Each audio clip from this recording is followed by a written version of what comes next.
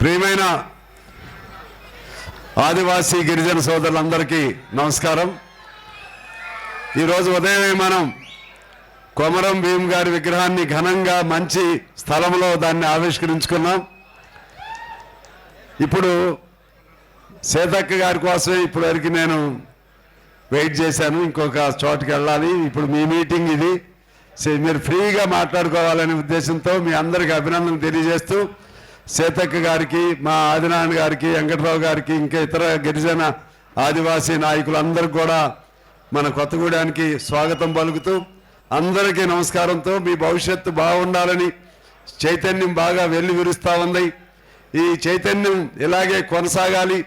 ఆ చైతన్యంతో మీకు ఎక్కడైతే వెనకబడి ఉన్నారో, గిరిజనులుగా ఎక్కడైతే హక్కులు కోల్పోయారో, ఎక్కడైతే ఏ భూమి పుత్రులుగా మీరు పేరుకు భూమి పుత్రులు కానీ ఆ భూమి మీ చేతుల్లో లేదో, ఆ భూమి తిరిగి వచ్చేవారికి ఆ పోడు భూముల పేరుతో, ఎందువల్లంటే ఆదివాసీయులు అంటేనే మీ నుంచే మేము అందరం వచ్చాం, మీ నుంచే మేము వచ్చాం.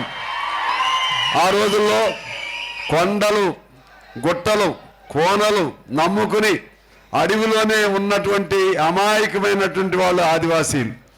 కొద్ది తెలివి కలిగిన వాళ్ళందరూ బయటకు వచ్చారు. అందరం ఒకటే, కానీ ఆదివాసీలు అలాగే ఉండిపోయారు. మన ఇళ్లలో కానీ ఇద్దరు అన్నదమ్ముల మధ్య ఒకడు వ్యాపారానికి వెళ్ళి పైకి వెళ్ళినట్లు, ఒకడు మామూలుగా ఉన్నట్లు మీరు కూడా ఆదివాసీలుగానే మిగిలిపోయారు. ఈ ఆదివాసీలకి వాళ్ళ గొప్ప చైతన్యం వచ్చింది.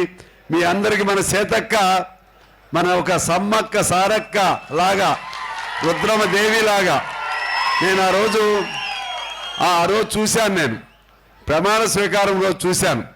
రేవంత్ రెడ్డి గారికి ఎంత అప్లాసెస్ వచ్చినాయో, ఎంత చప్పట్లు మోగినాయో, సీతక్క గారికి కూడా అంతే మోగినాయి. ఇది అందువల్ల ఆమె రావటం మనందరూ అదృష్టం, మన కొత్తగూడెం అదృష్టంగా భావిస్తూ, ఈ మన జిల్లా భద్రాద్రి జిల్లా మీ అందరికీ తెలుసు, భద్రాద్రి జిల్లా ఫారెస్టు ఇవాళ తెలంగాణలో ఎక్కువ, గిరిజనులు కూడా నెక్స్ట్ ములుగు వస్తుంది. అది మీరు అడిగి మీరు ఎక్కువ, జనం మేము ఎక్కువ పని, ఈ రెండు ఇవాళ.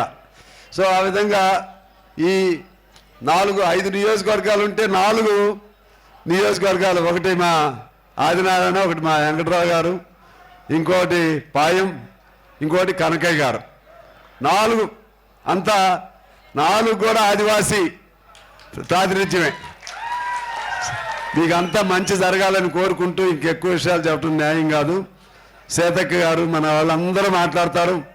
మాట్లాడినాక అమ్మ నేను మీకు హామీ ఇస్తున్నా, మన వాళ్ళకి ఏ ఇబ్బంది వచ్చినా కూడా నేను ఆ కుటుంబంలో ఒకటిగా ఉంటానని తెలియజేస్తూ అందరికీ నమస్కారంతో ధన్యవాదాలు. నమస్కారం.